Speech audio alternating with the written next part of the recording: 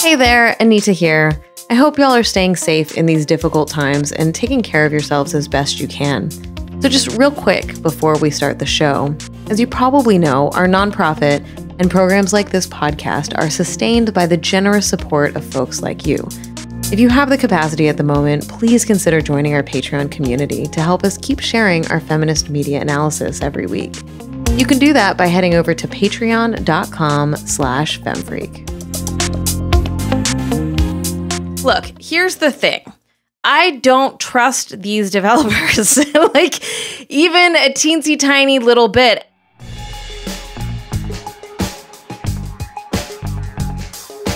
Welcome to Feminist Frequency Radio. This is the show that asks you to be critical of the media you love. I'm Anita Sarkeesian, and I'm joined today by Hollywood's most notorious gossip columnist, Carolyn Pettit. Oh, the careers I've destroyed.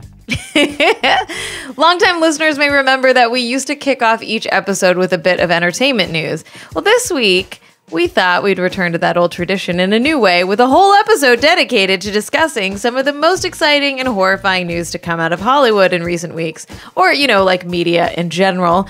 We heard y'all. A lot of you said that you missed that, so we thought we would give this a try and see how it goes. And to kick off this new adventure that we're on, our friend of the show, Laura Hudson, is back with us. Yeah, I'm happy to be here. Always happy to drop in, especially when I have nothing to do and desperately want to interact with other people. I know. I was like, man, we could probably get like a gazillion guests on the podcast right now because folks are like home and just like itching for things to do. So yeah, this is good. I'm excited about giving this a try and seeing how this feels, because we don't get a lot of opportunities to just chit chat about some of the news that comes up. So let's do this.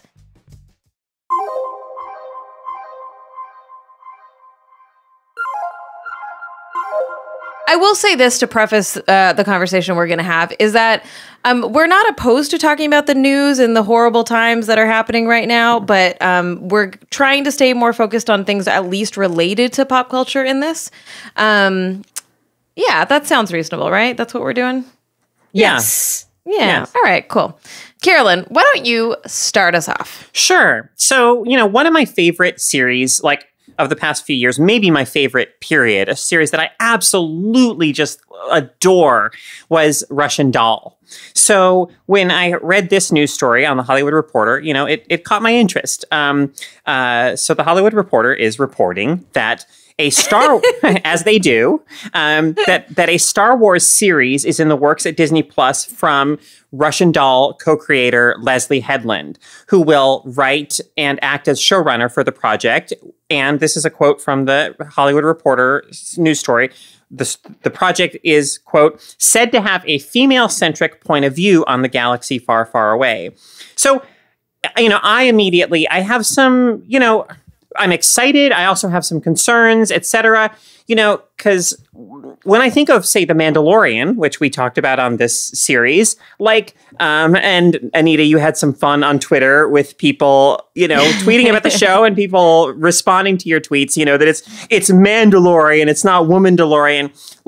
One thing that we noted in our conversations about Mandalorian is that, the issue wasn't entirely, or wasn't even really so much that it was like the main character was a man, but at least it was more that in those early episodes in particular, it was that the whole texture of the world as it was created, every bartender, bar patron, taxi driver, etc., was a man initially on that series. And so I guess I just hope when I hear of a story like this, that when they think about having a more female-centric point of view on the Star Wars galaxy, that's not just like, putting a woman in the lead role, but leaving the galaxy far, far away beyond that, relatively untouched, but really thinking through who are the people in the crowds and the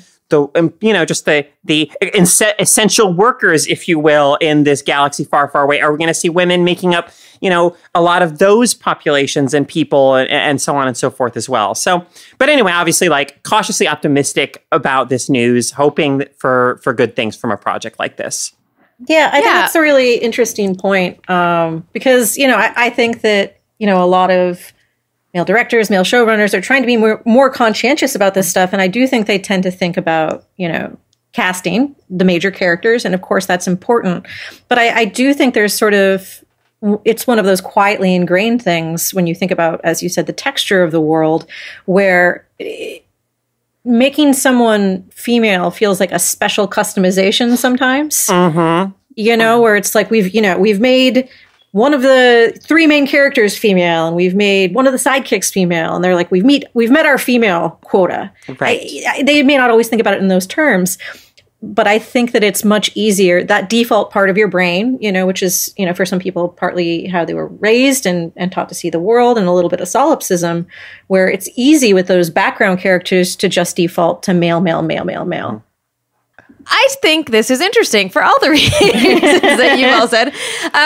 But, the new Star Wars movies centered more women and more people of color, which I think those of us in our spaces thought was really wonderful and great. And it was really disappointing that The Mandalorian had one woman for the first 3 episodes, right? Like, it just was not concerned about women at all, like you were saying, Caro.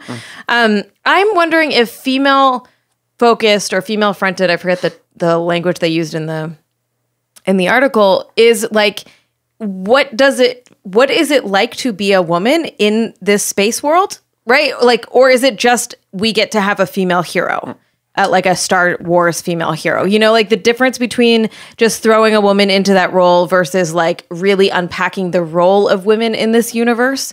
And when we say woman, is it a cis white woman? Like, are we going to have women of color? Are we going to have trans women? Like, what do we get out of this? Right. My cynicism is that it'll probably be another white woman or whatever. But I would be excited to see much more depth and range of women's roles in whatever this new series is going to be. And I think one of the challenges is, I loved Russian Doll too. And I think, having a female showrunner is definitely a step forward, and it provides a lot of perspective. But we are dealing with Star Wars, a brand that is very protective of its IP, and so I think this is something you run into a lot. You can, in a much broader sense in media, you can bring in, for example, female writers. You can bring in female showrunners. But if they're not allowed to do what they want to do, then there's not as much utility to that. And in The Mandalorian was the first time we ever had a female director of a Star Wars property. That might be too broad, but I think there was something. I think that's true, right? So this is a really there is obviously Star Wars. The people who make Star Wars are thinking about who's making these films and TV shows now, hopefully in a positive way, because it was all dudes writing all of this for years and years and years. Yeah, I want to elaborate a little bit on what Lara just said, because I had those thoughts as well. It's sort of like I have a similar feeling, So when a director I really admire gets picked up to do, say, an MCU film. So like Chloe Zhao, who is this really exciting young, female director, is directing an MCU film. And I'm excited. I'm happy for her that she's getting such big mainstream recognition. But I'm also oh, that's such a constrictive, controlled space in which the corporate heads of what, that govern what the MCU is, aren't going to let her make an indie film in the MCU space, probably, right? And so it's that I'm conflicted, because I want her to be working in spaces that enable her to be the kind of filmmaker that she is, or where I think she's empowered to make the great kinds of great films that she has made. And so I'm always can she do that in the MCU? And so I'm a little bit too with this, I'm thrilled that a creative mind behind Russian Doll is working in this space, but will they have the freedom to do something really genuinely exciting and cool in that space? Or is it going to feel like a pretty standard Star Wars product, et cetera? And we don't know. Of course we don't know. This is all very early speculation and just idle thoughts about this.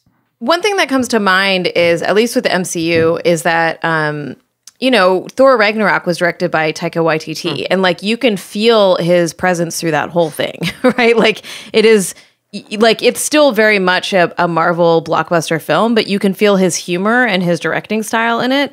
And so the hope, I guess, would be that this director, who I have now just introduced to, thank you, Carolyn, would hopefully be able to bring in some of their style as much as it would fit within the larger sort of branding. Is that going to happen in Star Wars? Like up until now, Star Wars has been a free-for-all. Like each movie has been like there's no real plan in the like MCU had this huge plan, right? Like the Star Wars is all over the place, and that became deeply apparent in the last film when you got this literal like war between directors and cultural politics in a lot of ways, right? In terms of like how these characters grew and didn't grow in the environments in which they were, you know. Yeah. You know what I'm saying. Sorry. I don't know why I can't articulate that point. I think that if you watching Last Jedi and then following it up immediately with Rise of Skywalker feels a bit like two nerds arguing with each other about what like Star Wars should be, Thank right? You. That's exactly what I was trying to say. And we've talked about that at length here before. Yeah. And I just love the way that you put that, because that really encapsulates, I think, part of why I didn't like it. There's so much contempt in the latter movie for the former. Yes. Like, it really feels like, like being at Comic-Con and someone says, you know, makes an assertion about, you know, what movie they like, and then someone else kind of elbows in and says, actually, right. That's what it was. It was the actually of movies, of Star Wars movies. And I have no time for that. I've been doing this too many years. Yeah, especially Laura coming out of the comic space. Like I feel like the stereotype is very real in that. Yeah, I went right from comics into video games. It was very frying pan to the fire with all that. All right. Well, I'm excited. Like, I'm excited. I hope that it ends up being something worthwhile and interesting. So, hey, I would put that in the good news bucket. We're gonna have buckets now. I just made that up, and it's in the good news bucket. All right. I've got to start. So, everyone's favorite upcoming video game, Cyberpunk 2077. Oh, I can hear the excitement in your voice, Anita. Look. This fucking game. All right. So CD Projekt Red is the developer of Cyberpunk 2077. Mm-hmm. They have announced that within this new game, there is going to be a faction called the Mox, and they are going to protect sex workers from violence, ostensibly. So the tweet that they announced said, formed in 2076 after the death of Elizabeth Lizzie Borden, a strip club owner and ex-prostitute who treated her workers fairly and defended them from violent... Oh my God, what is wrong with me today? Y'all, I'm really sorry this is a disaster. All right. Continuing this, defended them from violent clients. The Mox refer to themselves as those who protect working girls and guys from violence and abuse. Look, here's the thing. I don't trust these developers, like even a teensy tiny little bit. And the thing is, like, this is kind of cool.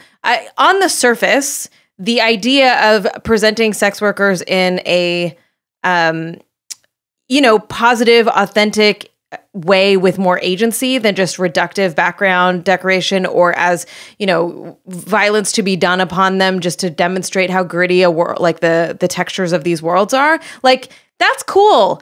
I just don't trust these developers even a little bit to do this well. And this comes out of, these are the developers that made The Witcher games. And also, like, let's just put The Witcher aside. Even within Cyberpunk and within the community that's developing here, like, they have tweeted transphobic tweets. They have included transphobia in their marketings already for the game. Like, I don't know if they really get this or if they will get it well enough to do it justice. Yeah, it's one of those things where it's like you could, for example, hear about something that sounds like an unbelievably bad idea, like say something like Jojo Rabbit. If someone came up to me and was like, we're going to make a movie about a little German boy being best friends with Hitler, I'd be like, I don't know about that. But like, oh God, that movie was so good though. You're totally right. Right. Like YTT, and in other hands, that could have gone so wrong. But, you know, YTT did a really great job with it. And you know, I think conversely, and I don't know what will happen, right? I think that the fear is that conversely, and I've seen this happen before, you take something that sounds like a good idea, you know, and I've even had I've had some developers come to me and be like, does this sound like a good idea? And I'm like, it sounds like a good idea, but it's all in the execution, right? It's in the way that it plays out, the context, the nuance, you know, especially in an interactive game, the way that it relates to, you know, the way that you're playing and the way that you interact with it. So I feel like I understand your fear, Anita, because again, something like this where I'm like, sounds good, but again, in the execution, do you have, you know, the depth of knowledge and nuance and context to be able to pull it off? And do they care enough to like get consultants and people in that can help advise that process as opposed to them just like being like, this sounds like a good idea? Yeah, I mean, after The Witcher 3 in particular, I definitely have concerns, as we say. Like, I love The Witcher 3. I think it is a phenomenal game that has troubling elements with regard to race, certainly, and particularly that uses violence against women in exactly the kinds of ways that, you know, feminist frequency has so long and so rightly been critical of. Violence against women is used to sell the idea of the world as a brutal kind of savage place, and it's used in a very sensationalized way. You know, there's a whole quest line where you're pursuing a serial killer, and you know there are scenes where you're in spaces and there's just naked, dead bodies of women everywhere, you know, murdered in like horrifying, grisly ways, and it's that, you know, and so yeah, you know, and again, like fully recognizing that exactly, we don't yet know which way this is gonna break. Like, it could be handled in a really great way. It could be a complete disaster. I can only hope that CD Projekt Red has learned lessons, you know, maybe gotten some serious feedback after those aspects of The Witcher 3, and is endeavoring to really treat those issues differently in the new world that they are, I mean, not creating because it's a pre-existing world from a tabletop role-playing game, but that they are bringing to life in Cyberpunk 2077. Yeah. As an aside, I really wish I was excited about this game, but I'm not. like a Cyberpunk game, like who doesn't love, like Cyberpunk is so meaty and exciting and like aesthetically interesting, and just everything I've seen from the game just feels really stereotypical. Early reviews that I've seen have been previews. Thank you, Carolyn. Yeah. Have, you know, I just wish it was different and made by different people in a completely different game. So, right. Hey, y'all, someone else make a huge multi-bajillion-dollar Cyberpunk game for me. Thank you. Yeah. All right, Lara, what did you bring us this week? I brought you something pretty light and fluffy, but it's something when I saw it where I was like, yes. It's a Twitter account called Rate My Skype Room, all one word. I don't know why Skype Room, not Zoom Room, but basically it's about, we're all stuck at home now. And so when you inevitably see celebrities or politicians speaking to the public now, they're doing it from a room in their house. Which room in their house, you ask? Often some very interesting ones. And so, you know, I think I noticed this with the One World Together at Home concert, where like Lady Gaga or whoever would just be performing in a random room. And I was kind of like, that room? Really? I think you can learn such interesting things about it. So one of the things that this account pointed out was, so both Camilla Parker Bowles and Catherine Lucy, who I believe is a medical professional, this eagle-eyed viewer was like, hey, look, they have this same set of books in the background.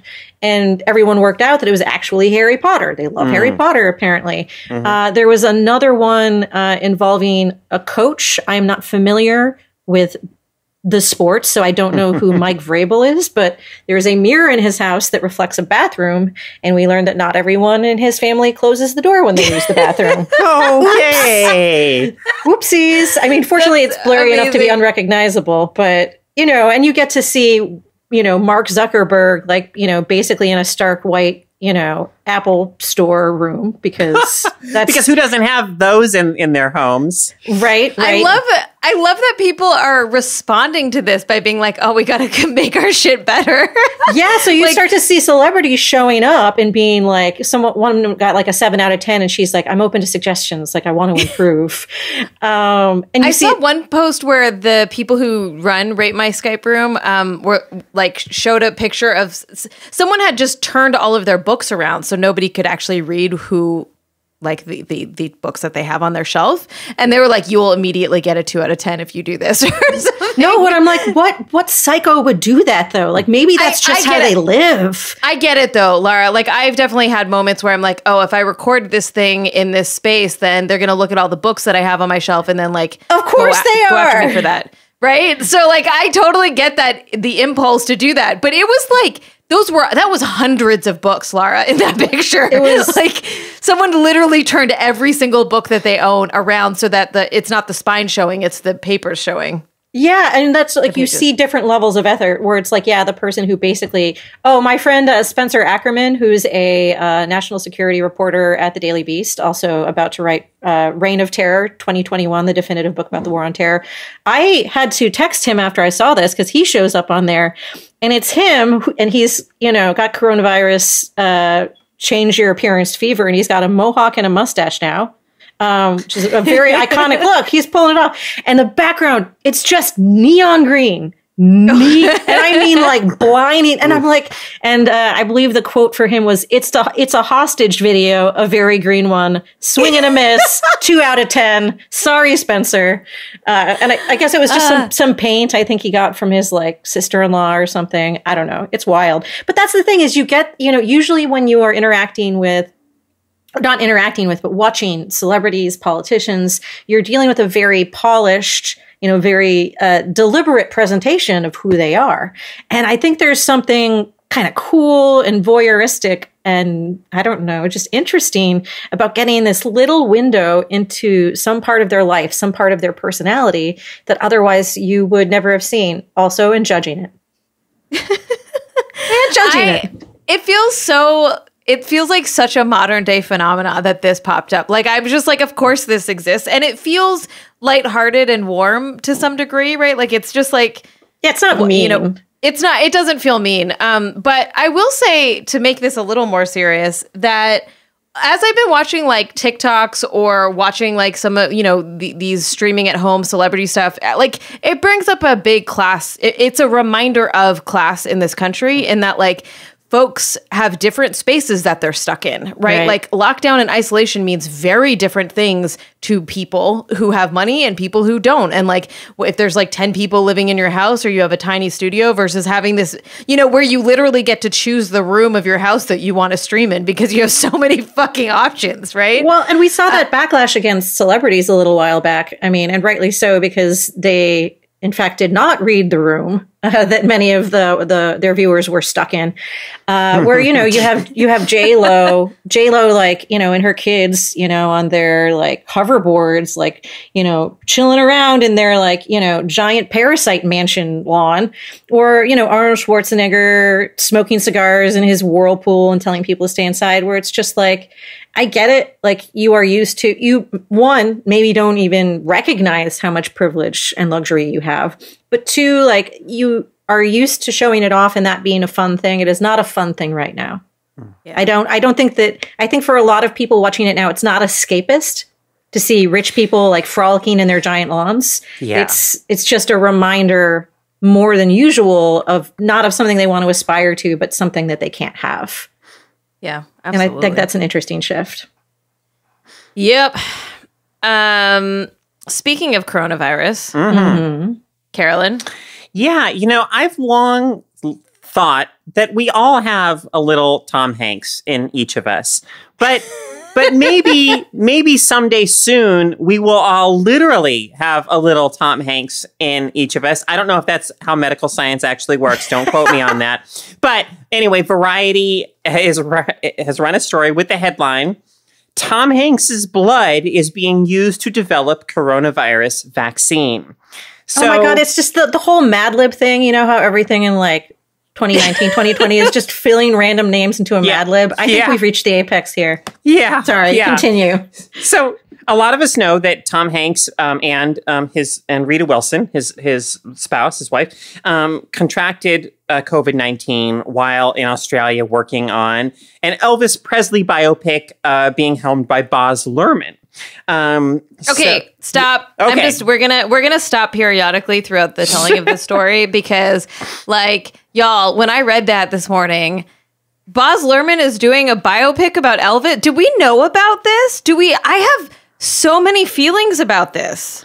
Does nobody else? What? Baz Luhrmann doing a biopic about Elvis? I'm fascinated. Like, I'm gonna watch the shit out of that. But also with, Elvis is such a difficult figure in so many ways. I'm just fascinated. Yes, that in and of itself is indeed. I feel like that's the story. But please continue. Also, I'm sorry. I'm going to go on. Also, Tom Hanks is in this movie.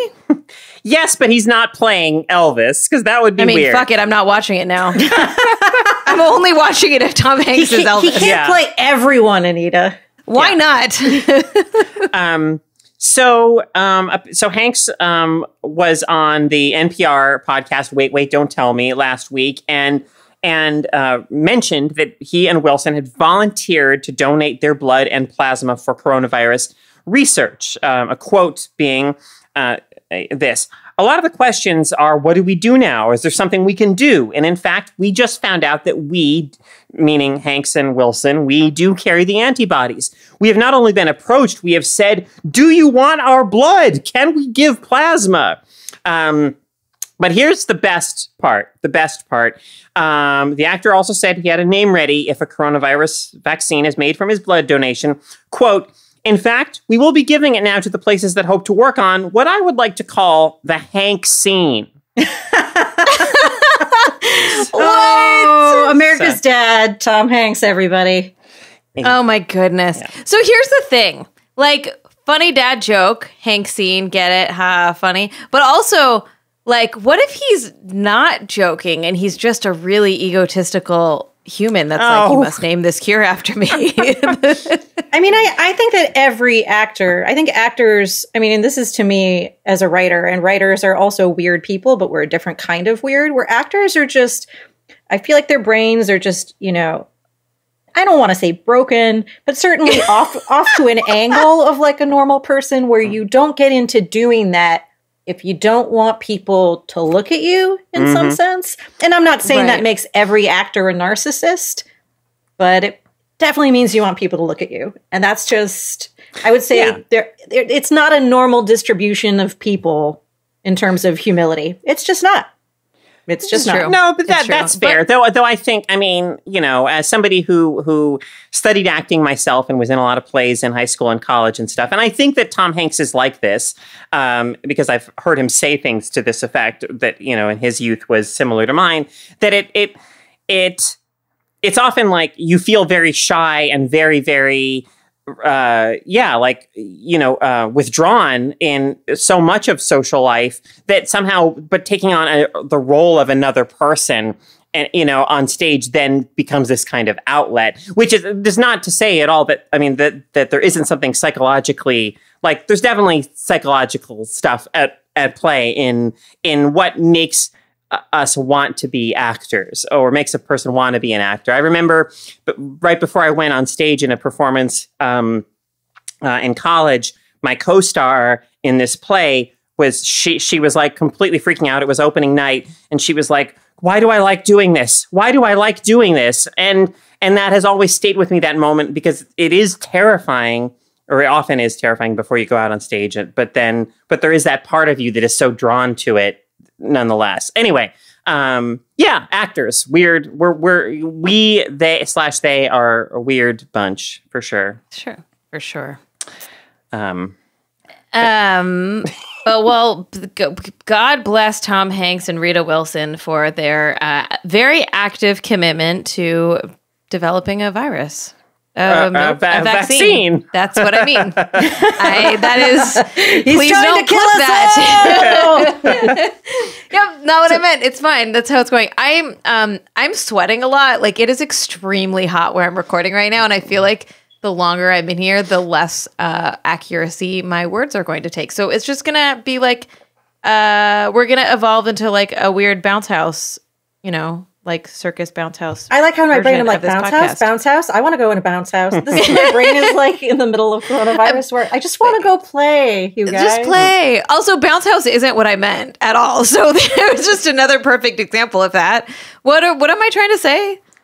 Like the fun house, right? Okay, that's I was picturing like a bouncy castle. Like I know. I know. Yeah, I used the wrong word again. Okay, all right, great. Let's see if I can get through this next one using actual words in the proper order that they are supposed to be in. This is less of a story than just an interesting thing I wanted to bring up. So there is a new documentary on Apple TV about the Beastie Boys, and it's directed by Spike Jonze. And I haven't seen it, so hence the lack of an actual story here. But there was a tweet by Alan W. Cerny who said, "Here's the thing about Beastie Boys' story. It's about growing up, how men can change from being crude, sexist caricatures to great artists and great people. As Adam Horowitz puts it, I'd rather be a hypocrite than the same person forever." So that isn't necessarily apparent when you watch the trailer. So I am actually like really down and excited to watch this now.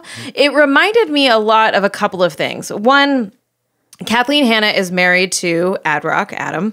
Kathleen Hanna, you would know from Gimme Bikini Kill.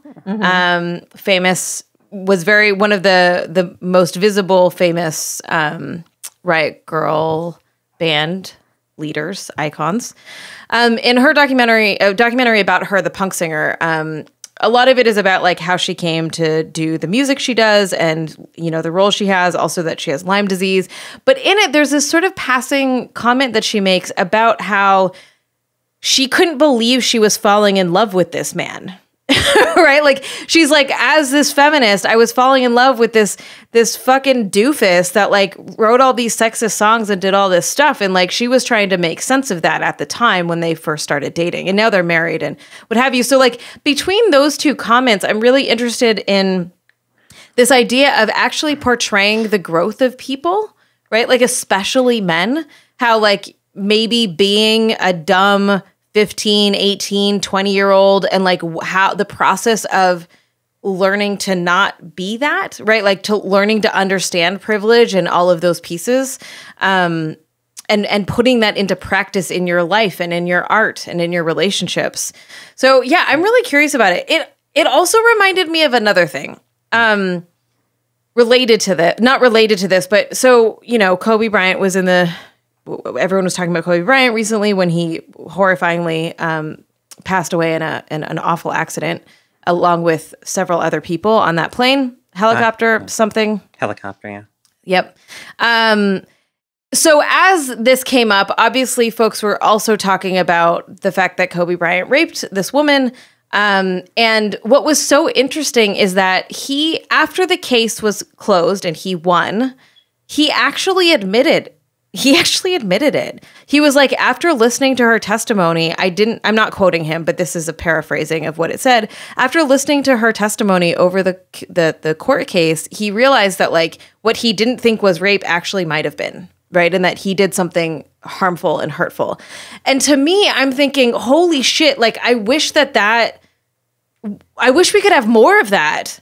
Like not men raping or people raping and harming, but that like the realization and the working towards changing that, right? Like he could have, whatever. I feel like talking about Kobe Bryant is difficult, but like I could imagine an alternative universe where he becomes a huge anti-rape advocate, right? Through this process of understanding like the harm that he's done. And talks to young men too, because I think that's so important. Like, obviously, he still bears responsibility for what he did, but I think it's incredibly important to recognize the impact of how many young men are being raised by their peers or by their elders or by culture, basically to think that rape isn't rape.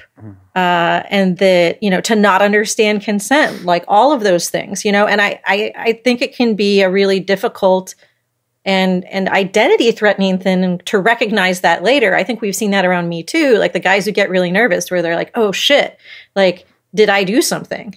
And sorry. Like, how do you not know? Like, what is wrong with our world that you wouldn't know that you've caused harm, Exactly. And that's true, but it's true. And I think that it's good to embrace that complexity because I can understand how that would be a scary thing in your mind because you don't want to be like, I don't want to realize that I'm a rapist. I get that. But the only way this stuff changes is if we can get people to recognize that those things are wrong. And part of that is owning your own behavior. I was like, again, what he did was horrible, but I was impressed by the fact that he was able to come around to that idea even later in life. But even better than that would be teaching, all the younger men who look up to him, like, hey, this is what you need to know. This is what you should be thinking about. This wasn't what I thought about. This wasn't what I was taught. And I caused a lot of harm because of it. I think that would have been a really cool thing to hear. Absolutely. And it's not to say that there's a spectrum here, right? So I don't know of any allegations against the members of the Beastie Boys in terms of physical or sexual harm, but perpetuating sexist attitudes in your art, in your lifestyles, in those sorts of things, that the media has an impact, like you're saying, about how what is the role that people who are in the limelight, who are in the spotlight, can play in terms of normalizing or I want to say normalizing anti-sexist behaviors, right? Normalizing, whatever. That I keep trying to make it normalizing, but what I'm trying to say is to reduce toxic masculinity and make it normal to be better, a better human, and that making mistakes is okay, and acknowledging them and growing out of that, and just it is this whole podcast is about the alternative universe in which we could live, where we don't have a president telling us to inject bleach into our blood systems.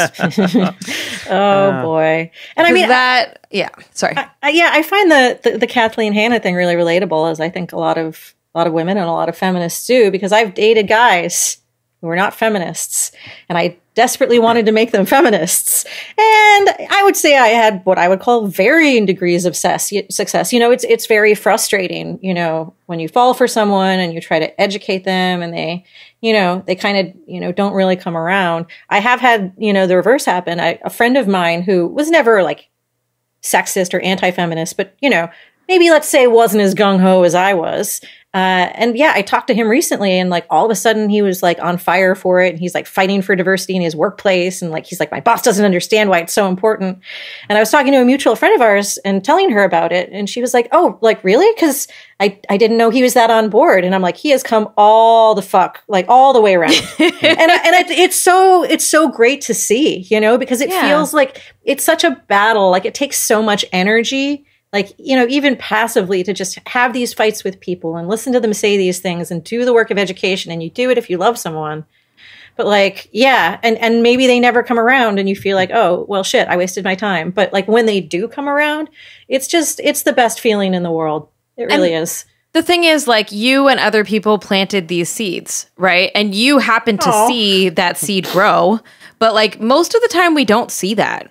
And I think about that a lot with my work publicly, in terms of the fact that I get messages all the time from people being I'm really sorry that I hated you 5 years ago. I've grown up now, and I realize that what you had to say was really obvious and makes a lot of sense. I'm cool. But the thing is that that's my own personal experience of that. But whenever we have these conversations, right, when we take time to intervene, and just do a little bit of education, a little sprinkling here, addressing these issues, talking about the pop culture news of the day, and seeing where everyone lands with it. You might have people who are arguing the fuck out of it and don't want to have anything to do with your perspective, but you're planting seeds, right? You're dropping little bits here and there so that maybe in the future they'll come around.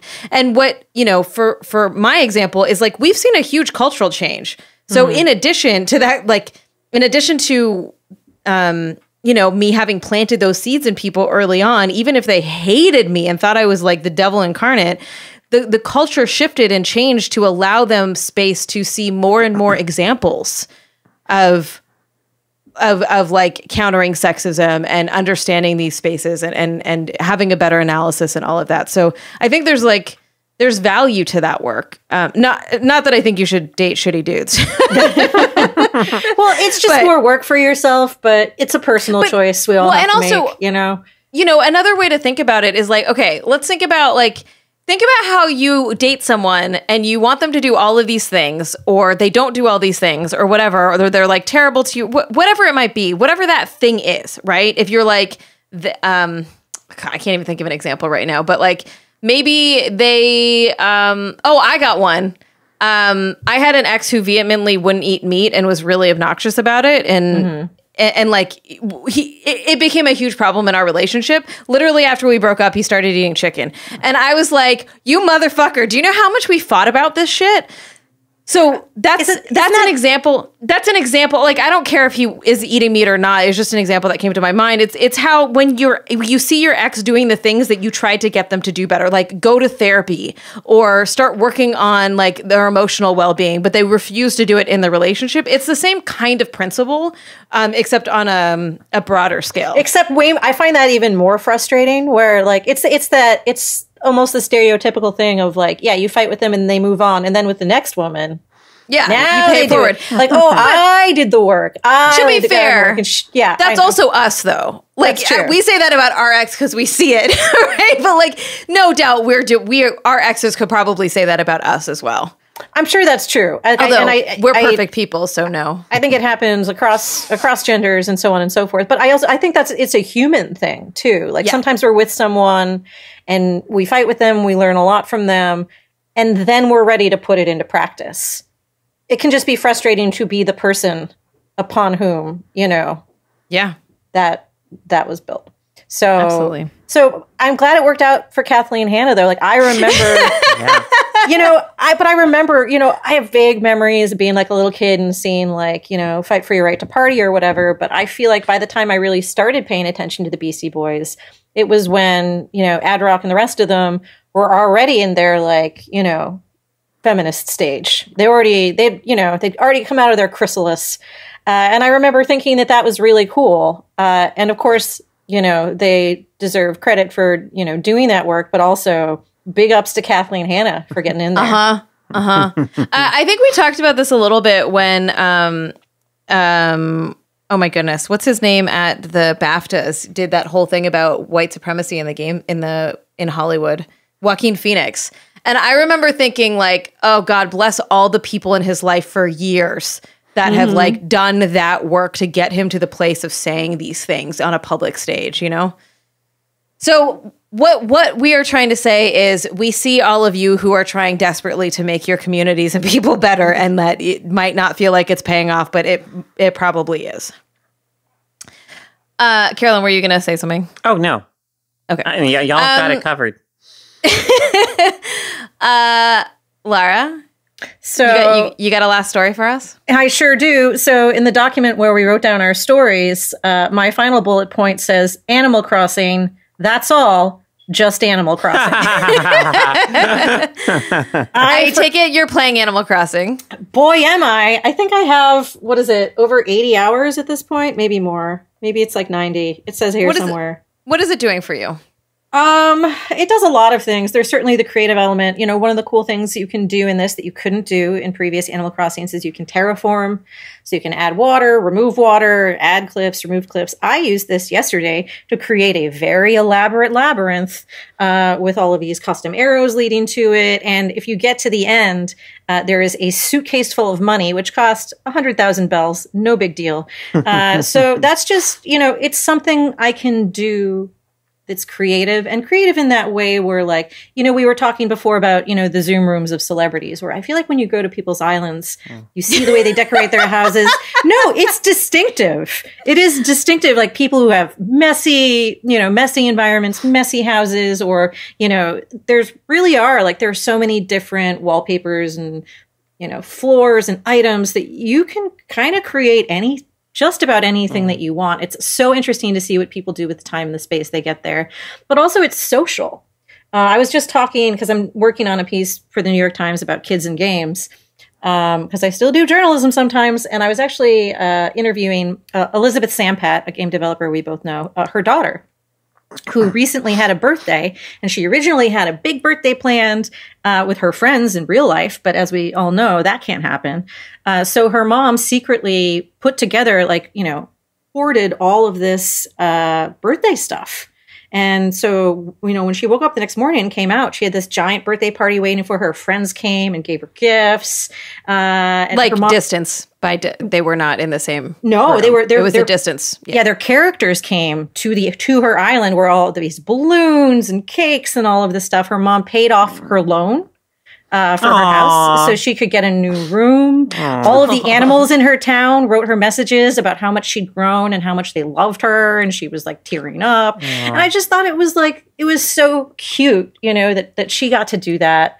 I've used it as a space. I remember my friend Brian came over, and I had he and I are both going stir crazy, I think, in similar ways. And he came over to and it's in real time. So if it's night there, it's night in the game. He came over to my place at night, and I had a big bonfire next to the beach with the radio playing. And we both just kind of sat on these log benches and chilled and looked at the fire. And it was nice. Yeah. I think it's so delightful. Right? Are you playing Carol? So I did play it when it first came out, and then I got sidetracked and I haven't gone back to it. But I was, first of all, Lara's completely right that it's weird that there is something.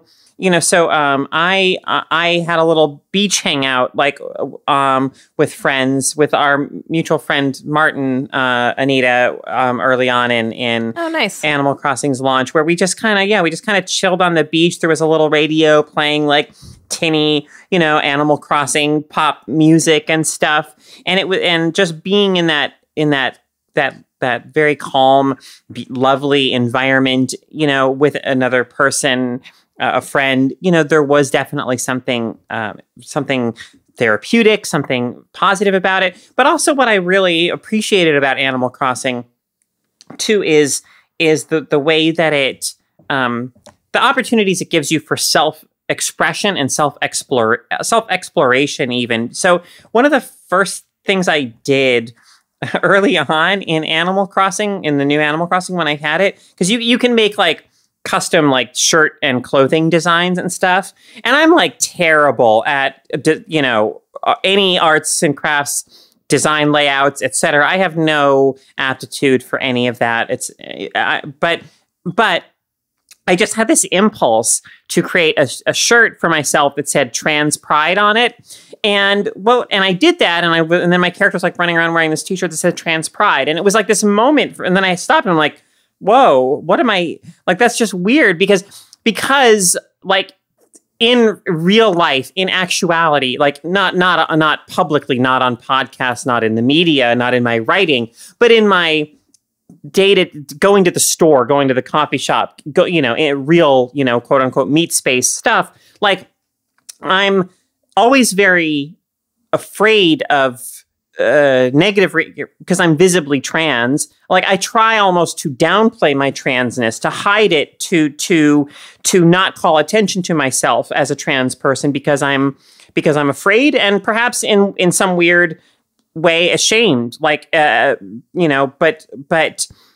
yet, so Animal Crossing gave me this space where, without even thinking about it, my immediate impulse was to go in this other direction and to to declare it and to embrace it and to own it in a way that in real life I basically don't do or don't feel comfortable doing. And so things like that, I just think Animal Crossing is I have issues. I love that, Carol. I have issues with its I do think it tries to make capitalism cozy and cuddly and fun. And I definitely like, especially right now, like I was like, you know, and I know I get that people were critical. We are collectively critical of that in some ways. Or like when we talk about Tom Nook, we do extrapolate that out to be about capitalism more broadly and everything. But you know, I do feel like it maybe works to make us accept that stuff a little more easily than it should. But there's a lot that I love about Animal Crossing. Yes. It's definitely a fantasy capitalism, and I think you end up with fantasy capitalism in a lot of games because it actually has to work, you know. But I will say that with Tom Nook, although you do get roped into these mortgages, it's a 0% interest rate, and nothing happens if you never repay it, which is not what happens in capitalism. So it's definitely a fantasy component. But you know, I first of all, I love that you got to have that experience there. But yeah, I think there's such a gentleness to it. Yes. You know, even capitalism is gentle. Like nothing bad happens. You know, like the worst thing that happens in this game is you can get stung by a wasp. And then your friends give you medicine. Like it's very sweet. And I think there's something to that right now about being able to, you know, customize and create and decorate in a way that's very individual, in a space that's very gentle and bucolic, and just spend time with your friend. There's just, I think it's a time when gentle creative spaces are really appealing. And yes, the timing on it is like a small miracle. I mean, you know, like God, if we've ever needed Animal Crossing, we need it now. It came out so early into the lockdown too. It was really like did they plan this? Right. They got very lucky. It was definitely the best-selling game in the US for March. I think it's the best-selling Switch game of all time now. Whew. Yeah, that's unsurprising. I know so many people who would never have played this otherwise play it just because the time that it came out. I would literally never consider buying an Animal Crossing game, and I thought about it and talked to several people being like, should I? I've known people who bought Switches because they're like, I see everyone playing it, and they're like, I give in. Fine, I'm buying a Switch.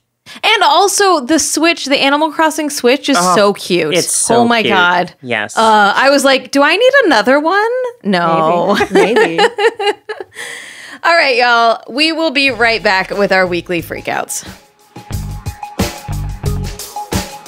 Hey friends, the Games and Online Harassment Hotline is launching a new live show called Good Tips for Hard Times.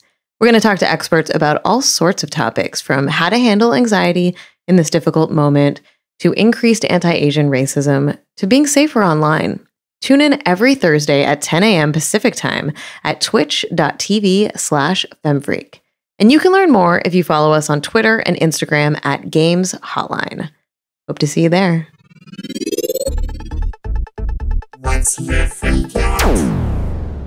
Now it's time to talk about what's been thrilling us, moving us, upsetting us, or infuriating us this past week. Carolyn, what do you got for us? So I have a film that I watched recently on the Criterion Channel.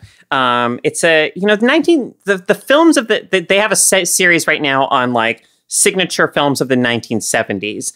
And 70s cinema is kind of a blind spot for me. Like I haven't really seen a lot of like culturally significant 70s cinema beyond, say, Jaws and Star Wars and like what we think of as the blockbusters of 70s cinema. So I watched a film on the Criterion Channel called Eyes of Laura Mars. And this is a film, so I often have to feel like I have to give these kinds of disclaimers here on Feminist Frequency Radio.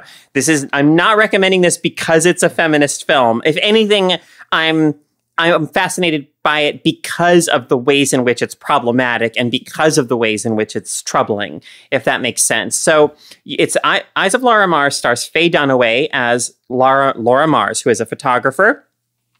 It also has a young Tommy Lee Jones. It has Renee Auberjonois, who of course played Odo on Deep Space Nine, but who was a very versatile actor. Anyway, it has a really great cast of folks. But Laura Mars plays a photographer, a very kind of high and well-paid, she does like fashion and advertising shoots. And her imagery is very like she uses a lot of imagery of like women who seem like they've been potentially been murdered, but they're very, very sexualized. And so the character of Laura Mars in the film is constantly being kind of questioned, like asked to defend or her art, like men are always asking, like, don't you think this is like exploitative and like harmful to women and things like that? And so conveniently in this film, it's not a man who's making the art that's exploitative of women. It's a woman. So like, which is not the dynamic as it usually exists in the real world.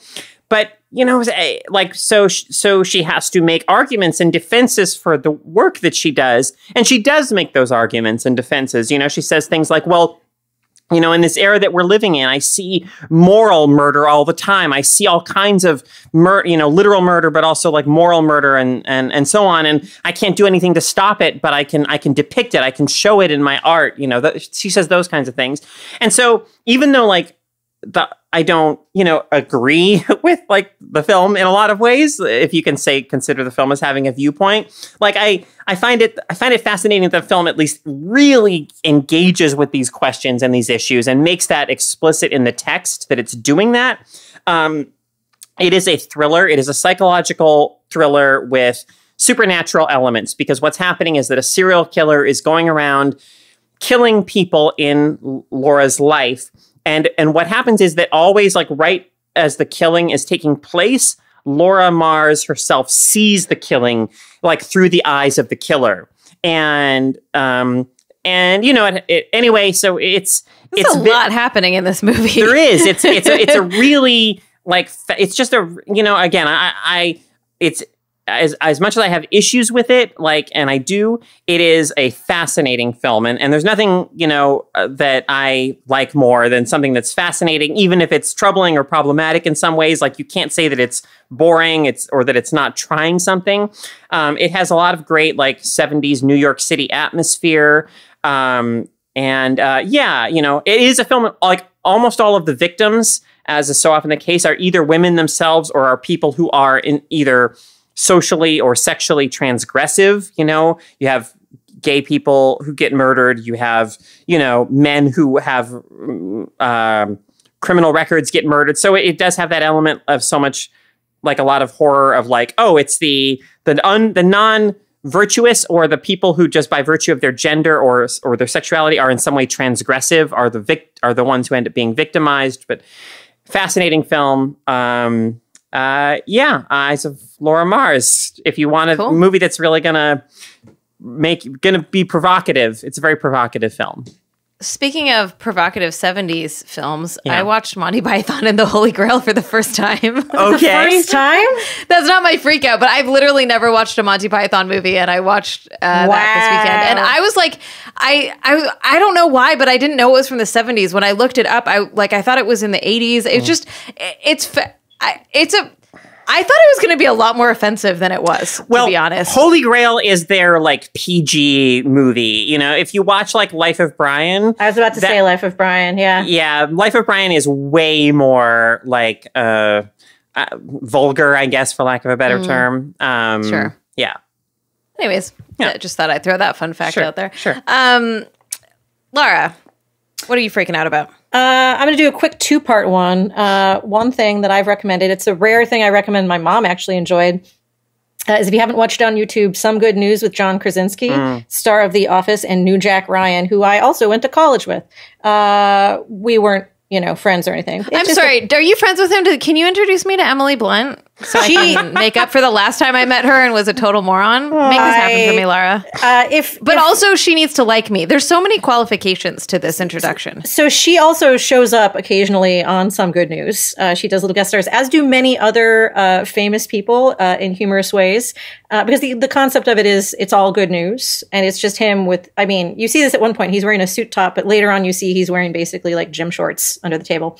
So it's him reading off good news. But then as you get past the first episode, it becomes like, imagine if Jim from The Office decided to be Oprah, where like he starts like, coordinating with companies and doing like big giveaways and like cool things for people and cool things for healthcare workers. And it's, kind of tear jerking and like fun stories.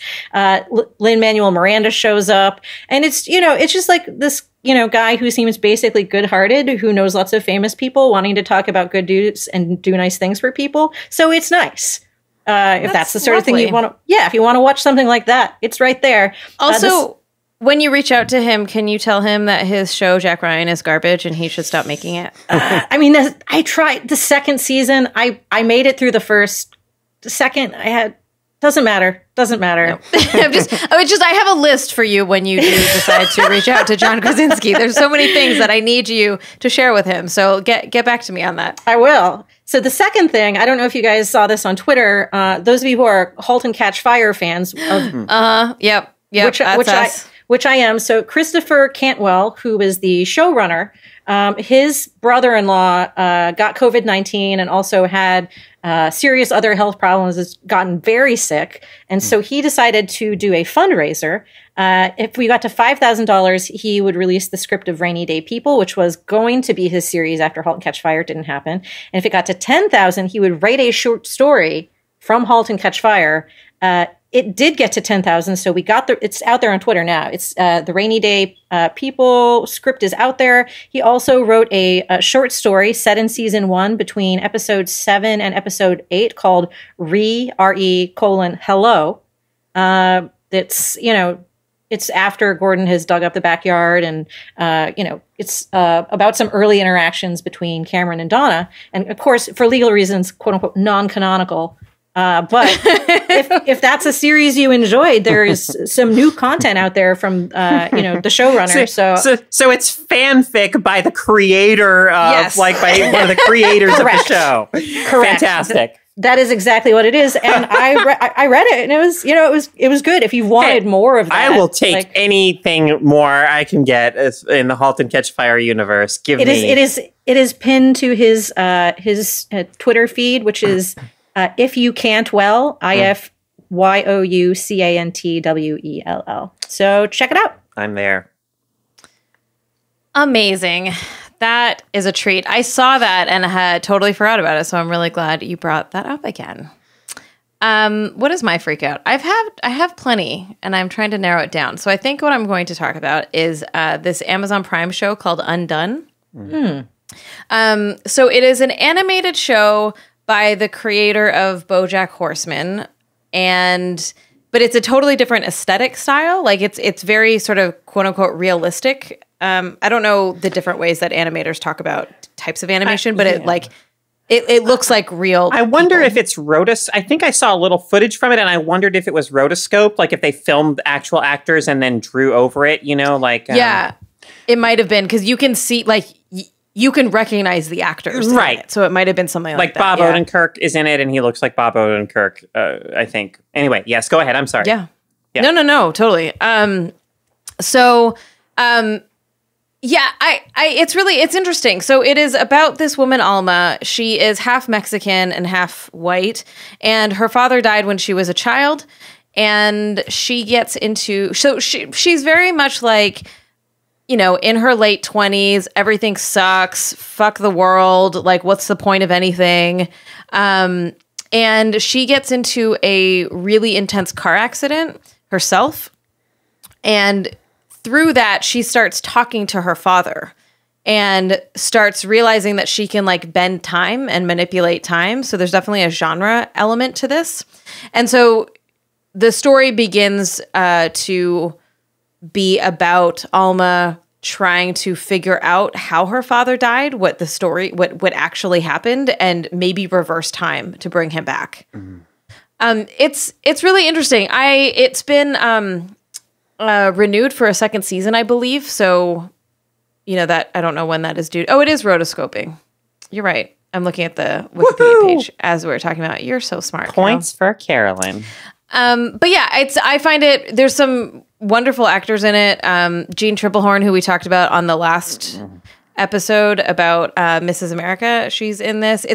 Alma is played by Rosa Salazar, who I was like, why does she look so familiar? She was, what was that stupid ass movie that we talked about with the little robot chick? Battling Alita, right? Yeah, Alita. Yeah, she was her, except like she's actually really good in this. So, God. so I can forgive her for that terrible movie. Debbie Diggs is in it. So anyways, there's a really great cast. It's an interesting story. Like it's not, mind-blowingly amazing, but I've really been enjoying it. And I haven't been able to binge it, which is interesting. There's very little that I can't binge, but I'm watching like one episode or 2 episodes at a time to get through it, and that pacing was really nice for me. So Amazon Prime, Undone. Recommend it. Check it out. Let me know what you think. Awesome. You can submit your own freakout at feministfrequency.com/freakout. FREQOUT. We'd love to hear what you're watching and playing and how you're, dealing with your time right now.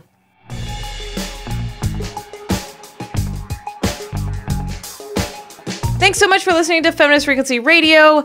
I hope you enjoyed this new episode format. A lot of you said you wanted to hear our entertainment news again, so let us know if you liked this, and we will do more of it. If you are not a patron and would like to become one so that you can get bonus episodes and early access, please head over to patreon.com/femfreak. And you can also find us on all the podcatchers. We're on all of them. We might not be on all of them, but we're like on all of them, And if you haven't yet, go to iTunes and subscribe, rate, and review us, and follow us on Twitter, Instagram, and all the social medias at FemFreak. Oh, Laura. Yes. I forgot you're not like one of our regulars. Please tell everybody how they can find out more about you. You can probably just go to my Twitter, which is Laura Hudson, LAURA_HUDSON. That's mostly where I hang out. If you really want to see my CV, it's at laurahudson.me. And yeah, that's about it. Awesome. Thanks so much for being on and doing this with us. Nope. Happy to come anytime and just bullshit with you guys. Excellent. This show is engineered by Rob Para. Carrie Stimson provides technical support, artwork by Jamie Varon, and our intro music is by Phil Circus. Thank you all for listening. Stay not hot if you're in LA, because it's fucking roasting here. Yes, it is. Wash your hands. Stay inside. Care for other people. We love you. Goodbye. Bye.